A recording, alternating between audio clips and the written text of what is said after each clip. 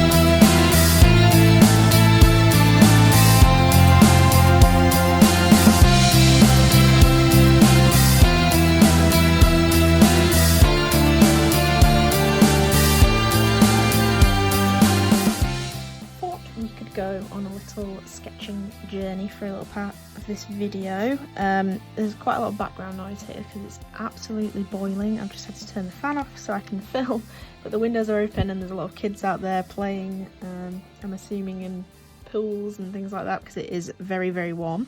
But basically, as you saw in Friday's vlog, I went to Scotland and there was a lot of ducks. Every time we go there, I seem to be like the duck whisperer and can entice the ducks to come and, you know, hang around and stuff. And they had some adorable chicks. So I thought we could just sketch a few ducks, basically. I have a few reference photos open. I'll dot a few of those up here. and I just have some really nice photos of ducks and thought we could sketch a few, see where that takes us. So I'll talk about the Scotland trip because the vlog that I released, I didn't really do too much talking in, but it was a really nice trip. We spent 5 days. 2 of those days were long travelling days because it takes us about 7 hours to get up there, and with stopping at the services, etc., it can be quite a long, arduous journey. But the weather really came out for us. Actually, we had some great weather. It's hotter now that I'm filming this video, but I'm glad it wasn't this hot whilst we were up there, because it would have been just too much. We had a lovely breeze, which was nice because we were near all the locks, which always carry a bit of a sea breeze kind of vibe, which is lovely. And we were doing a lot of cycling, a lot of walking, and just enjoying our time off work, really. It's very much needed. Although we've been in lockdown and we've been at home, it's nice to get away, and we thought camping was the best way possible to kind of get away from people. I know that sounds a little antisocial, but with the pandemic and with cases still rising here in the UK because of people not getting their vaccines, etc., we just wanted to get away from people as much as possible, and it just seemed like the best option was to go camping and just be away from people and keep ourselves to ourselves, which was really lovely. And like I say, it was a lovely break and we very much enjoyed it. I feel very relaxed. My body is quite sore from all the cycling, to be honest. We've had 2 years of just sitting down and not really doing much, which you know, it takes its toll after a while. You don't think it's taking its toll, and slowly I've gained weight, and even with dieting and stuff, because you're just not doing that exercise, it's just not working quite as much as it probably should do. So it was quite a shock to the system, really. But yeah, it was good. Like I say, we got a lot of exercise done.